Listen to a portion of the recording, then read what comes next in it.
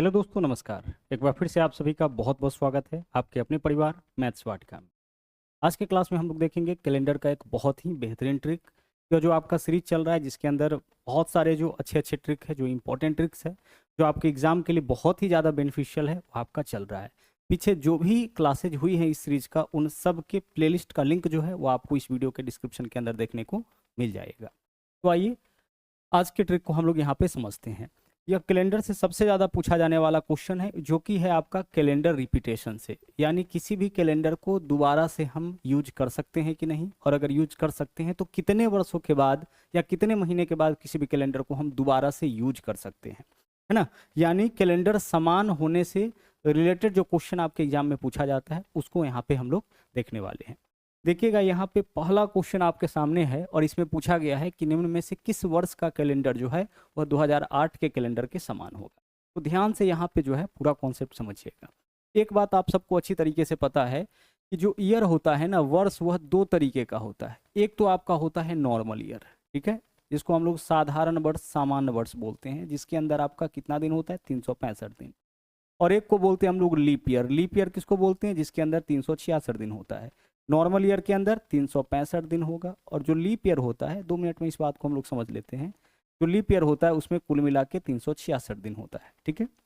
Normal year में जो फरवरी का महीना होता है वह आपका होता है सिर्फ और सिर्फ 28 दिनों का, जबकि लीप ईयर में जो फरवरी का महीना होता है वह आपका होता है 29 दिनों का। या जो एक दिन आपका बढ़ रहा है ना, 365 के बजाय 366 हो रहा है, वो आपका एडजस्ट होता है कहाँ पे, फरवरी के अंदर जाकर। तो यही आपका डिफरेंस होता है नॉर्मल ईयर में, साधारण वर्ष में और लीप वर्ष में। लीप वर्ष में कुल मिला के आपका 366 दिन हो जाता है, और इसका जो फरवरी महीना होता है वो आपका 29 दिनों का होता है। नॉर्मली हम लोग पहचानते कैसे हैं कि कौन सा हमारा नॉर्मल ईयर है और कौन सा लीप ईयर। तो इसका तरीका है कि जिस वर्ष में 4 का भाग लग जाएगा वह लीप ईयर। जैसे मान लीजिए आपसे पूछा जाए कि क्या 1904 लीप ईयर है, तो आप इसमें 4 से भाग करो। 4 से जब आप इसमें भाग करोगे तो 4 से इसमें भाग पूरा पूरा लग जाएगा, आप भाग करके देख लीजिए। वैसे 4 से कटने का रूल यह कहता है कि जिस संख्या में आपको 4 से भाग करना हो ना, उसके पूरे में 4 से भाग मत करिए, अंतिम 2 अंक देखिए। अंतिम 2 अंक अगर कट रहा है तो पूरा संख्या 4 से कटेगा। तो इस वर्ष का देखिए, अंतिम 2 अंक 4 से कट रहा है, मतलब पूरा वर्ष 4 से कटेगा। और पूरा वर्ष 4 से कटेगा, इसका मतलब यह क्या है, यह आपका एक लीप ईयर है। यह वाला क्या है, आपका लीप ईयर है, ठीक है। लीप ईयर को हम लोग हिंदी में क्या बोलते हैं, लीप ईयर को हम लोग अधिवर्ष भी कहते हैं, ठीक है। तो जिस वर्ष में 4 का भाग लग जाएगा उसको क्या बोलेंगे, लीप ईयर बोलेंगे। अगर हम आपसे कहें कि 1943 क्या लीप ईयर है, आप बोलोगे सर 1943 में 4 से भाग नहीं लगेगा। देखिए, अंतिम 2 अंक को 4 से काटिए, अंतिम 2 अंक 4 से नहीं कट रहा है, इसका मतलब कि यह 4 से नहीं कटेगा। 4 से नहीं कटेगा इसका मतलब लीप ईयर नहीं है। लीप ईयर नहीं है मतलब साधारण वर्ष है। साधारण वर्ष होने का मतलब है कि इसमें 365 दिन होगा, और इसका जो फरवरी होगा वह मात्र आपका 28 दिन का होगा। जबकि यह जो वर्ष 1904 है वह 366 दिन का होगा, और इसका जो फरवरी महीना होगा वह आपका कितने दिन का होगा, वह आपका 29 दिनों का हो जाएगा, ठीक है। दूसरा देख लीजिए, तो एक तो पहचान आपका यह हो गया कि जिस वर्ष में 4 का भाग लग जाएगा वह आपका लीप वर्ष होगा। एक बात और यहाँ पे थोड़ा ध्यान से समझिए, शताब्दी वर्ष अगर कोई है, शताब्दी वर्ष मतलब जिसके लास्ट में 2 जीरो मिले, जैसे 1900 है, 1800 है ना, 1500 है, शताब्दी वर्ष लीप वर्ष होगा कि नहीं, इसको चेक करने के लिए 4 का रूल हम लोग नहीं लगाते हैं। यहाँ पे आपका 400 का रूल काम करता है। यानी कोई भी शताब्दी वर्ष लीप वर्ष तभी होगा जब वह 400 से कटेगा। तो यह 400 से नहीं कट रहा है, मतलब यह लीप वर्ष नहीं है। 1800 में 400 से भाग करिए, यह भी 400 से नहीं कटेगा, यह भी लीप वर्ष नहीं है। 1500 भी 400 से नहीं कटेगा, यह भी लीप वर्ष नहीं है। या 1600 लीप वर्ष है, तो 1600 में हम क्या करेंगे, 400 से भाग करेंगे, यह आपका 400 से कट जाएगा। देखिए 4 चौके 16, यह आपका लीप वर्ष है। तो शताब्दी वर्ष जिसके अंतिम में 2 जीरो मिले, उसको आपको कैसे चेक करना है कि वह लीप वर्ष है कि नहीं, 400 से भाग करके। बाकी सभी वर्ष में 4 से भाग करके चेक करना है कि 4 से भाग लग गया वह लीप वर्ष होगा, भाग नहीं लगा तो वह आपका नॉर्मल ईयर होगा। क्लियर। चलिए, अब यहाँ पे आपको यहाँ क्यों बताया गया लीप ईयर या नॉर्मल ईयर। तो जो भी लीप ईयर होता है ना, जो भी शताब्दी वर्ष होता है, शताब्दी वर्ष का जो कैलेंडर होता है वो 28 वर्षों के बाद रिपीट कर जाता है। यानी कोई भी जो शताब्दी वर्ष होगा वो 28 वर्ष के बाद क्या हो जाएगा, समान हो जाएगा। कहने का मतलब यह है कि यहाँ देखिए 2008 है ना, तो 2008 का कैलेंडर जो है किस वर्ष के समान होगा, तो 2008 में 28 जोड़ दीजिए। 2008 में जब आप 28 जोड़िएगा कितना हो जाएगा, 2036। इन दोनों वर्ष के कैलेंडर को आप निकाल के देख लीजिए, अपने मोबाइल से भी निकाल के चेक कर सकते हैं कि 2008 और 2036 इन दोनों का कैलेंडर आपको बिल्कुल सेम दिखेगा। सेम दिखने का मतलब क्या है, 2008 में 1 जनवरी को जो दिन होगा 2036 की 1 जनवरी को वही दिन होगा। 2000 किसी भी तारीख का जो दिन होगा यहाँ भी वही होगा। जैसे 2008 में अगर 15 अगस्त हम शनिवार को मना रहे हैं तो 2036 में भी 15 अगस्त हम शनिवार को ही मनाएंगे, यानी कैलेंडर आपका क्या हो जाएगा, कैलेंडर आपका सेम हो जाएगा। तो अभी आपने क्या सीखा कि जो भी लीप वर्ष होगा उसका कैलेंडर क्या होगा, 28 वर्षों के बाद जो है वह रिपीट कर जाता है। जैसे हम आपसे पूछें कि 2004 देख लीजिए, एक लीप वर्ष है, 2004 का कैलेंडर कितने साल के बाद रिपीट कर जाएगा, 28 साल के बाद। तो 2004 प्लस 28 कितना होगा, 2032, यानी 2028 का जो कैलेंडर होगा वह 2032 के कैलेंडर के समान होगा। तो हम लोगों से यही क्वेश्चन पूछा जाता है कि कितने वर्षों के बाद वह समान हो जाएगा। आगे चलिए, तो यह तो आपका लीप ईयर का हो गया कि लीप ईयर का कैलेंडर क्या होता है, 28 वर्ष में जो है वो आपका रिपीट कर जाता है। लेकिन नॉर्मल ईयर का कैलेंडर कितने वर्ष के बाद रिपीट होता है, तो कोई भी जो नॉर्मल ईयर है ना उसका कैलेंडर या तो 11 साल के बाद या फिर 6 साल के बाद रिपीट करता है। इस बात को ध्यान रखिएगा। लीप ईयर का कैलेंडर कितने दिनों पे, लीप ईयर का कैलेंडर 28 वर्षों में, जबकि जो नॉर्मल ईयर है, जो साधारण वर्ष है, उसका कैलेंडर आपका या तो 11 साल या फिर 6 साल। आप बोलोगे सर यहाँ तो कन्फ्यूजन हो गया कि 11 साल में कि 6 साल में, तो हम 11 जोड़ेंगे।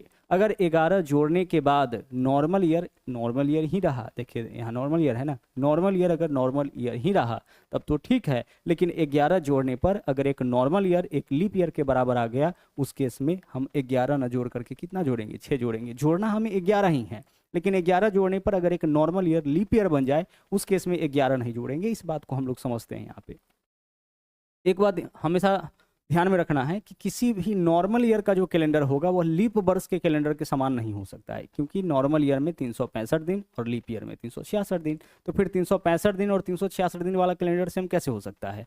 हो सकता है कि पीछे का मतलब कुछ दिन आपका समान हो जाए।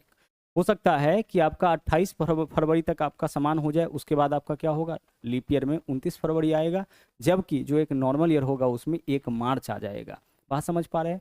तो इस वजह से एक नॉर्मल ईयर का जो कैलेंडर होता है वह एक लीप ईयर के कैलेंडर के समान नहीं होता है। तो आपको क्या करना है कि 11 ही जोड़ना है। 11 जोड़ने पर अगर लीप ईयर बनता हो तो 11 न जोड़ करके 6 जोड़िएगा। जैसे यहाँ देखिए, शुरुआत करते हैं सबसे पहले 2004 से। आप बताइए 2000 क्या है, 2004 क्या है सर? 2004 एक लीप वर्ष है, तो इसमें सीधा सीधा 28 जोड़ दीजिए, 2032 के कैलेंडर के समान हो जाएगा। यहाँ तो कोई दिक्कत नहीं है। अगला वर्ष लेते हैं 2005। 2005 में जब आप 11 जोड़ते हैं तो क्या आ जाता है, 2016 आ जाता है। 2005 में जब आप 11 जोड़िएगा तो 2016 आ जाएगा। 2005 आपका देख लीजिए एक नॉर्मल ईयर है और 2016 एक लीप ईयर है, तो कभी भी नॉर्मल ईयर का कैलेंडर लीप ईयर के कैलेंडर के समान नहीं होगा। तो यहाँ क्या दिक्कत हुआ कि 11 जोड़ने पर लीप ईयर आ गया, इस वजह से हम क्या करेंगे, इस वजह से जो है हम 2005 में 11 न जोड़ करके क्या जोड़ेंगे, 6 जोड़ेंगे। तो 2005 प्लस 6 कितना होगा, 2011, यानी 5 का कैलेंडर 2011 के कैलेंडर के समान हो जाएगा। आगे चलिए 2006 में।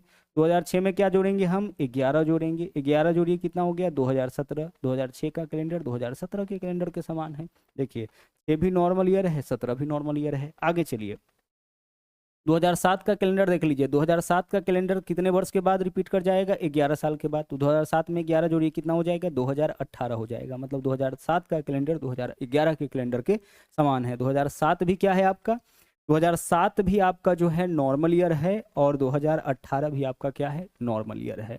उसी प्रकार से अगर हम आपसे कहे, यहाँ पे देख लीजिए, अगर हम आपसे कहे कि 2009 का कैलेंडर, 2009 का कैलेंडर किस वर्ष के कैलेंडर के समान होगा, तो हम क्या करेंगे, इसमें पहले 11 जोड़ेंगे। लेकिन जब आप इसमें 11 जोड़िएगा तो कितना आ जाएगा, 2020। 2020 एक लीप वर्ष है, जबकि 2009 एक नॉर्मल ईयर है।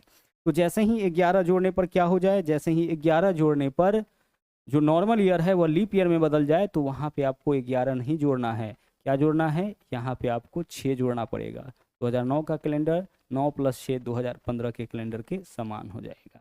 उम्मीद करते हैं कि यह पूरा कॉन्सेप्ट जो है वो आपको अच्छे से समझ में आ गया होगा। हमने आपसे क्या कहा कि एक लीप ईयर का कैलेंडर जो होता है वो 28 वर्षों के बाद रिपीट कर जाता है, यानी कैलेंडर आपका सेम हो जाएगा। जबकि एक नॉर्मल ईयर का जो कैलेंडर होगा वह 11 साल के बाद रिपीट करता है। अगर 11 जोड़ने के बाद नॉर्मल ईयर लीप ईयर में बदल जाए तब आप 11 मत जोड़ना, तब क्या करना है, तब 11 के बजाय 6 जोड़ना है। और इसको हम बता भी देते हैं कि ऐसा कौन सा वर्ष होगा जिसमें 11 जोड़ने पर वह लीप वर्ष हो जाएगा। तो ऐसा वर्ष होगा लीप ईयर के जस्ट बाद आने वाला वर्ष। जैसे देख लीजिए 2005 लीप ईयर के जस्ट बाद आने वाला वर्ष है। 2004 लीप वर्ष है ना, लीप वर्ष के जस्ट बाद यह वर्ष आता है। 2009 लीप वर्ष के जस्ट बाद, 2008 लीप वर्ष है उसके जस्ट बाद आने वाला वर्ष है। कोई भी वर्ष जो लीप ईयर के जस्ट बाद आता हो लेके देखिए ना। 2013 देखिए, 2013 में आप 11 नहीं जोड़ सकते हैं, कितना जोड़िएगा आप, 6 ही जोड़िएगा। तो 2013 में 6 जोड़िएगा, 2019 आप बोलिएगा 11 क्यों नहीं जोड़ सकते हैं। 2013 में 11 जैसे ही आप जोड़िएगा ना तो 2013 प्लस 11 2024 हो जाएगा, यानी कि एक लीप वर्ष हो जाएगा। और नॉर्मल ईयर कभी भी लीप ईयर के कैलेंडर के समान नहीं होगा। तो आपने एक बात यहाँ पे और जान लिया कि लीप ईयर के तुरंत बाद आने वाला जो वर्ष होता है उसमें हम लोग 11 नहीं जोड़ पाते हैं। उसमें क्या जोड़ना है, 6 जोड़ना है, और बाकी सभी में आपको 11 जोड़ना है। क्लियर। चलिए अब आते हैं क्वेश्चन के ऊपर। यहाँ देखिए एक क्वेश्चन कर चुके हैं, दूसरा 2020 भी क्या है, 2020 भी आपका एक लीप वर्ष है। तो 2020 का कैलेंडर जो है वो कितने साल के बाद रिपीट कर जाएगा। सर 2020 एक लीप वर्ष है, लीप वर्ष का कैलेंडर 28 वर्षों में रिपीट कर जाता है। तो 2020 में 28 जोड़िए, 2028 ऑप्शन में नहीं है, थोड़ा बड़ा ऑप्शन है तो और जोड़ लीजिए, और 28 जोड़िए एक बार। तो 28 28 56 और 2020 कितना हो जाएगा, 2076। तो 2020 का कैलेंडर जो होगा वो आपका 2076 के कैलेंडर के समान हो जाएगा। 28 से जोड़ेंगे कितना आ जाएगा, 2000 कितना आ गया आपका, यहाँ पे 20 में 28 जोड़िएगा, ठीक है ना डाटा। हाँ जी, 28 में 20 जोड़िएगा कितना आ जाएगा आपका, 48 आएगा ना। तो 48 2020 का कैलेंडर 2048 के समान है, ऑप्शन में 48 नहीं है तो फिर से 28 जोड़ दीजिए, 2076 के कैलेंडर के समान हो जाएगा। क्लियर। फिर अगर मान लीजिए इससे बड़ा डाटा होता तो 28 और जोड़ते, और 28 साल के बाद तो कैलेंडर आपका लीप ईयर का रिपीट करिए जाता है। आगे चलिए, यहाँ देखिए किस वर्ष का कैलेंडर 2005 के समान होगा। आप सोचो कि 2005 में आपको क्या जोड़ना है, यही तो कन्फ्यूजन हो सकता है कि इसमें हम 11 जोड़े कि 6 जोड़े, क्या जोड़े 11 की 6। तो जब आप इसमें 11 जोड़िएगा ना, जब आप इसमें 11 जोड़िएगा तो 2005 प्लस 11 2016, यानी यह नॉर्मल ईयर है, उधर लीप ईयर आ जाएगा। 11 जोड़ने पर लीप ईयर आ जाता है। इसका मतलब है कि नॉर्मल ईयर का कैलेंडर लीप ईयर के कैलेंडर के समान नहीं होगा। तो आप 11 मत जोड़िए, यहाँ पे 11 मत जोड़िए, 6 जोड़िए। तो 2005 प्लस 6 कितना, 2011। और वैसे भी हमने आपसे क्या कहा है कि लीप ईयर के तुरंत बाद जो साल आए ना, जैसे 2005 हो गया, 2009 हो गया, 2013 हो गया, 2025 हो गया, 25 से पहले 2024 एक लीप ईयर है। तो लीप ईयर के तुरंत बाद जो वर्ष आए उसमें ही हम लोग 6 जोड़ते हैं, उसमें ही 11 जोड़ने पर वह लीप वर्ष में बदल जाता है। ठीक है। तो याद रखने का यही तरीका है कि 11 ही जोड़ना है, लेकिन 11 जोड़ने पर अगर नॉर्मल ईयर लीप ईयर बन जाए फिर आप 6 जोड़िएगा, नहीं तो आपको जोड़ना क्या है, 11। आगे चलिए, 2011 का कैलेंडर किस साल के समान होगा। अब इधर छोटा वर्ष है, आप सोचिए कि 2006 में अगर 11 जोड़ेंगे 2017 इसके समान तो नहीं होगा। 2006 का कैलेंडर किस वर्ष के कैलेंडर के समान होगा, अगर हमें आगे जाना है तो 2006 में आप क्या जोड़ सकते हैं, 2006 में 11 जोड़ना पड़ेगा। 2006 का कैलेंडर 2017 के कैलेंडर के समान होगा, हम कह सकते हैं, कोई दिक्कत नहीं है। 2008 का कैलेंडर 28 साल के बाद 2036 के कैलेंडर के समान होगा। तो देख के आप बता सकते हैं। 2009 लीप ईयर के तुरंत बाद आने वाला वर्ष है तो 2015 के समान होगा। 2009 का कैलेंडर किसके समान होगा, 2015 के समान होगा। और 2007 का कैलेंडर 2007 प्लस 11 2018 के कैलेंडर के समान होगा। यही तो पूछा है, इस वर्ष का कैलेंडर 2018 के कैलेंडर के समान होगा। हमारा आंसर क्या होगा, 2007 का जो कैलेंडर है वो आपका 2018 के कैलेंडर के समान हो जाएगा, क्योंकि जब आप इसमें 11 जोड़ते हैं तो 2018 आ जाता है ना। 2007 का कैलेंडर किस वर्ष के कैलेंडर के समान होगा, इसमें 6 जोड़िएगा कि 11। सर इसमें हम लोग 11 जोड़ेंगे, 11 जोड़ने पर अगर नॉर्मल ईयर लीप ईयर हो जाए तब 6 जोड़ते हैं ना। तो 11 जोड़ने पर यहाँ नॉर्मल ईयर जो है वो नॉर्मल ईयर ही रहता है, इस वजह से हम लोग क्या किए हैं, 11 ही जोड़े हैं। अगला सवाल देखिए, किस वर्ष का कैलेंडर 2011 के समान था। किस वर्ष का कैलेंडर 2011 के समान था, आप बताओ। 2004 एक लीप वर्ष है, इसका कैलेंडर कितने साल के बाद रिपीट कर जाएगा, 28 साल के बाद। तो 2004 का कैलेंडर 2032 के कैलेंडर के समान होगा। 2005 का कैलेंडर लीप वर्ष के तुरंत बाद आया है तो 6 जोड़ लीजिए, 2011 के कैलेंडर के समान आएगा। यही तो पूछा था, आंसर विकल्प सी हो जाएगा। 2008 का कैलेंडर 28 जोड़ लीजिए, 28 जोड़िएगा 2008 और 28 2036 के कैलेंडर के समान होगा। और 2009 का कैलेंडर 2015 के कैलेंडर के समान होगा। आप सिर्फ देख के बता सकते हो, देखो लीप ईयर के तुरंत बाद आ रहा है ना, लीप ईयर के तुरंत बाद आया है, तो लीप ईयर के तुरंत बाद आया है तो फिर इसमें 6 ही हम लोग जोड़ेंगे, तो हमारा आंसर क्या होगा इस क्वेश्चन का? विकल्प सी हो जाएगा। किस वर्ष का कैलेंडर 2011 के कैलेंडर के समान था? आंसर 2005 हो जाएगा। इतना क्लियर हुआ। अब चलते हैं आगे। आगे देख लीजिए, यहाँ पे तारीख दिया गया है, इस बात को और अच्छे से समझते हैं। एक चीज और आपको जो है, एक कॉन्सेप्ट और आपको कैलेंडर के अंदर जानना है, और वह कॉन्सेप्ट है ऑड डेज का, जिसको हम लोग बोलते हैं हिंदी में विषम दिन। ऑड डेज यानी कि विषम दिन, बहुत इंपॉर्टेंट कॉन्सेप्ट बता रहे हैं, ध्यान से समझिएगा। विषम दिन, विषम दिन किसको बोलते हैं? 7 के शेषफल को बोलते हैं। किसी भी नंबर में जब हम लोग 7 से भाग करते हैं ना, तब जो शेष बचता है वही विषम दिन कहलाता है। जैसे आपसे पूछा जाए कि 10 दिन का, 10 दिन में कितने विषम दिन होंगे, तो 10 में 7 से भाग करिए, 10 में 7 से भाग करिएगा, शेष कितना आएगा? 3। तो 10 दिनों में 3 विषम दिन होगा। ठीक है, दिनों की बात करें, 10 दिन में कितना विषम दिन? 3 विषम दिन। आपसे पूछा जाए कि भाई 43 दिन में कितना विषम दिन होगा, तो 43 में 7 से भाग करिए, 7 छक्के 42, शेष क्या आया? शेष 1 आया, मतलब 1 विषम दिन। तो 7 के शेषफल को हम लोग क्या बोलते हैं? 7 के शेषफल को हम लोग विषम दिन बोलते हैं। 7 के शेषफल को हम लोग क्या बोलते हैं? विषम दिन बोलते हैं। कैलेंडर में 7 का जो कॉन्सेप्ट है वो इसलिए यूज होता है क्योंकि प्रत्येक 7 दिन के बाद वापस से वही दिन आ जाता है। जैसे आज रविवार है, 7 दिन के बाद फिर से रविवार हो जाएगा। आज शनिवार है तो 7 दिन के बाद फिर से क्या होगा? शनिवार आ जाता है। तो इस वजह से हम लोग 7 के कॉन्सेप्ट को यूज करते हैं।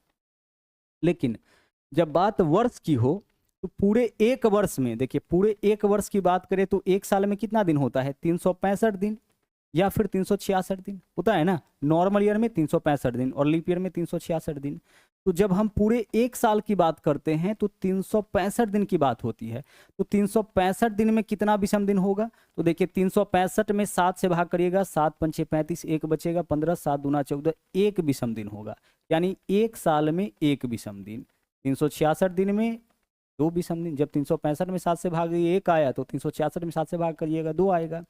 तो 365 दिन में 1 विषम दिन और 366 दिन में 2 विषम दिन। एक नॉर्मल ईयर में 1 विषम दिन और एक लीप ईयर में, 366 कहने का मतलब लीप ईयर, एक लीप ईयर में 2 विषम दिन होता है। क्लियर? अब जो भी जिन 2 वर्षों का कैलेंडर आपका समान होगा ना, उसके बीच में विषम दिन हमेशा 0 मिलेगा। फिर से सुनिएगा, जिन 2 वर्षों का कैलेंडर समान होगा उसके बीच में विषम दिन 0 मिलेगा। जैसे यहाँ देखिए 2005 और 2011 का कैलेंडर समान है ना, तो 5 और 11 के बीच जो है कितना विषम दिन मिलेगा? 0 विषम दिन। देख लीजिए 5 से 11 में चलिए, 5 से 6 1 साल 1 विषम दिन, 6 से 7 1 साल 1 विषम दिन, 7 से 8 1 साल 1 विषम दिन, 8 से 9 चलिएगा। तो जब आप 8 से 9 चलिएगा तो 8 एक लीप ईयर है, 2 विषम दिन हो जाएगा। ठीक है, 9 से 10 1 विषम दिन और 10 से 11 1 विषम दिन। चेक करिए इसको। जब आप एक साल के अंतर पे चलते हैं तो 1 विषम दिन मिलता है। तो जब 5 से 6 में चलिएगा 1 विषम दिन है ना, उसके बाद 6 से 7 1 विषम दिन, क्योंकि 6 से 7 जाइएगा तो पूरा 365 दिन क्रॉस करिएगा, 1 विषम दिन। 7 से 8 में 1 विषम दिन। जब 8 से 9, तो 8 से 9 जब आप गुजर रहे हैं तो एक लीप वर्ष को गुजर रहे हैं, मतलब 366 दिन, तो वहाँ 2 विषम दिन। यहाँ देखिए इन सब को जोड़िए, 1 1 2 1 3 2 5 2 कितना? 7 7 आया है। तो 7 आया है, तो जब भी वैल्यू 7 या 7 से बड़ा है तो उसमें 7 से भाग करिए। जब 7 में 7 से भाग करिएगा, शेष कितना आ जाएगा? 0 शेष आ गया। मतलब 5 और 11 के बीच में कितने विषम दिन है? 0 विषम दिन है। इसको डायरेक्ट कैसे निकालना है? डायरेक्ट निकालने का देखिए तरीका क्या कहता है। डायरेक्ट अगर आपको निकालना है कि कितना विषम दिन होगा इन 2 वर्षों के बीच, तो 2005 और 11 में कितने साल का अंतर है? 6 साल का। तो 6 विषम दिन तो यह हो गया, प्लस एक्स्ट्रा इसमें जो है कितने लीप ईयर आएंगे, 5 और 11 के बीच में कितने लीप ईयर आएंगे, उतना एक्स्ट्रा आपका विषम दिन होगा। तो 5 से 11 में 5 लीप ईयर नहीं है, 6 भी नहीं है, 7 भी नहीं है, 8 है। और 8 के बाद सीधे 4 साल बाद 12 होगा। तो इसके बीच में सिर्फ 1 लीप ईयर आ रहा है, मतलब 1 विषम दिन एक्स्ट्रा बनेगा। तो 6 और 1 7, और 7 का मतलब कैलेंडर में होता है 0, यानी 0 विषम दिन आ रहा है इन 2 वर्षों के बीच। तो जिन 2 वर्षों के बीच में 0 विषम दिन आएगा उसका कैलेंडर आपस में समान होगा। जैसे यहाँ भी देख लीजिए, यहाँ 2007 और 2018 का कैलेंडर समान है ना, तो 2007 से 2018 में चल के देखिए कितना विषम दिन आता है। सबसे पहले देखिए कितने साल का अंतर है? 11 साल का। तो 11 विषम दिन तो यह हो गया। और 7 से 18 के बीच में चलेंगे तो लीप ईयर क्या क्या मिलेगा? सर लीप ईयर मिलेगा 2008, अब 4 साल के बाद तो 12, और फिर 4 साल बाद 16, 4 साल बाद तो ज़्यादा हो जाएगा। मतलब कितना लीप ईयर मिला? 3। तो 11 + 3 14। 14 का मतलब क्या होता है कैलेंडर में? 7 से भाग करिए, 7 दूना 14, शेष 0 आया। जब भी वैल्यू 7 से बड़ा है तो हम लोग विषम दिन 7 से भाग करके निकालते हैं। तो 14 7 से कट रहा है ना, इसका मतलब यह है कि 7 का कैलेंडर 2018 के कैलेंडर के समान हो जाएगा। अच्छा 6 और 17 में चेक करिए, तो 2006 और 2017 का कैलेंडर समान क्यों नहीं हुआ? तो आप यहाँ पे विषम दिन चेक करिए। 6 से 17 में कितना साल का गैप है? 11 साल का, तो 11 विषम दिन यह हो गया। और 6 से 17 के बीच में लीप ईयर क्या क्या मिलेगा? 8 12 16 3। 6 से 17 है ना, तो 2006 से 17 की ओर जब चलिएगा तो 6 से 17 11 साल का गैप हो गया, प्लस यहाँ पे चलिए 6 से 17 के बीच चलिएगा तो आपको मिलेगा 8 12 16 3, तो 11 3 14, यहाँ पे भी 14 हो रहा है, कहाँ क्या दिक्कत हो रहा है? अच्छा अच्छा ठीक है। तो 11 3 14, 14 का मतलब क्या हो गया? 14 का मतलब क्या हो गया? जीरो हो गया। तो जीरो होने का मतलब है कि 2006 का कैलेंडर 2017 के कैलेंडर के समान होगा। देखिए यहाँ पे लिखे है ना, 2006 का कैलेंडर किसके समान होगा? 2017 के कैलेंडर के समान होगा। हमें क्या चुनना था कि किसका कैलेंडर 2018 के कैलेंडर के समान होगा, तो हमारा आंसर क्या आया था? विकल्प डी। तो यह बात आप समझ चुके हैं, डायरेक्ट आंसर निकालने का भी तरीका समझ चुके हैं। और दूसरा क्या तरीका आपको बताया गया?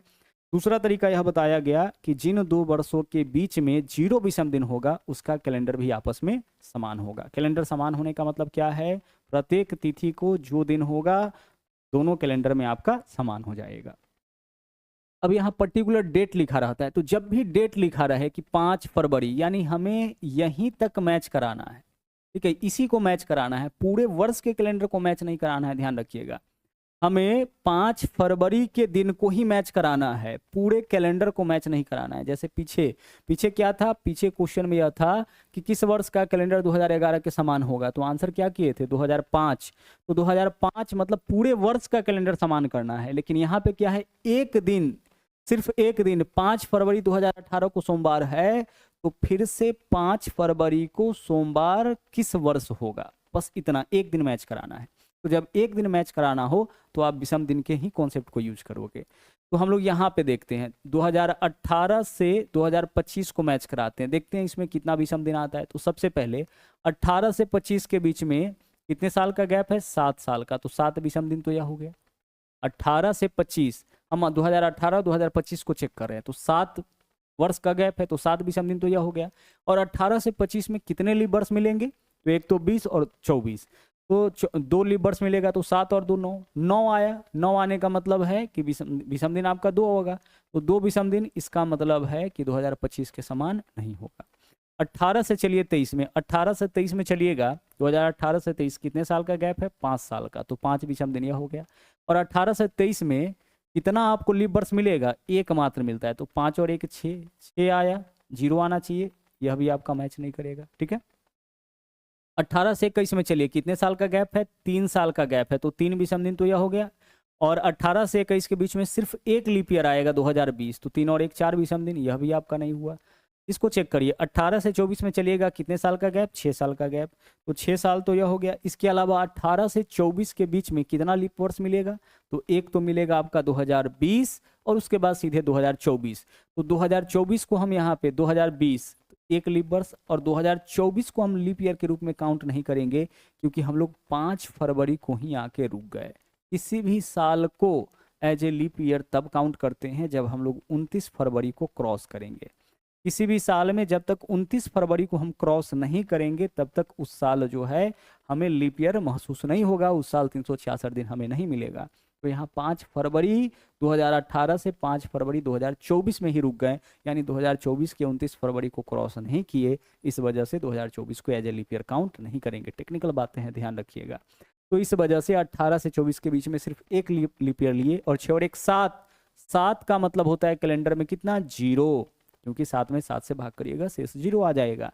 तो 5 फरवरी 2018 का कैलेंडर जो है वह 2024 के समान होगा। कहने का मतलब 5 फरवरी 2018 को अगर सोमवार है तो फिर से 5 फरवरी 2024 को सोमवार आ जाएगा। आगे चलिए और क्वेश्चन देखते हैं। यहाँ देखिए, 5 जनवरी 2018 को शुक्रवार, तो निम्नलिखित में से किस वर्ष पुनः 5 जनवरी को शुक्रवार? चेक करिए।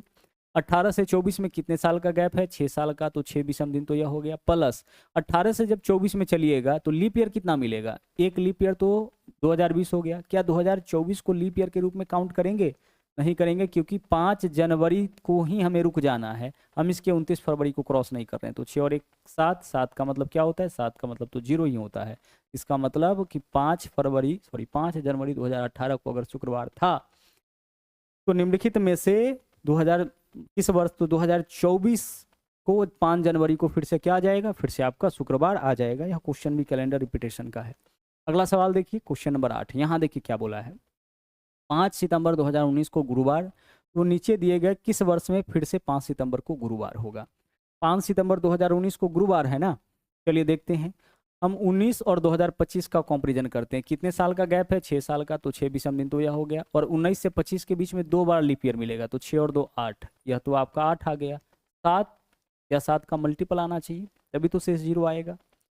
19 से 23 को चेक करिए, कितने साल का गैप, 4 साल का गैप, 4 विषम दिन तो यह हो गया। और 19 और 23 के बीच में सिर्फ एक बार आपका आ जाएगा लीप ईयर, तो 4 और 1 5, यह भी नहीं होगा।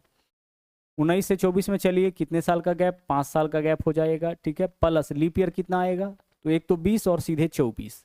19 से 24 में चलेंगे तो एक तो 20 मिलेगा, तो 20 को तो काउंट करेंगे क्या, 2024 को भी लीप ईयर के रूप में काउंट करेंगे। तो 2024 के 5 सितंबर तक जाना है, और 5 सितंबर तक जाने का मतलब है कि इसके 29 फरवरी को क्रॉस करके ही जाएंगे, मतलब इसको भी लीप ईयर के रूप में काउंट करेंगे। तो 5 1 6 और 1 7, 7 का मतलब 0 हो जाता है। इसका मतलब है कि जो कैलेंडर है आपका 5 सितंबर 2019 को जो गुरुवार हो रहा है, दोबारा से 5 सितंबर को गुरुवार 2024 में हो जाएगा। यह आपका कैलेंडर रिपीटेशन का मेन कॉन्सेप्ट था, ठीक है।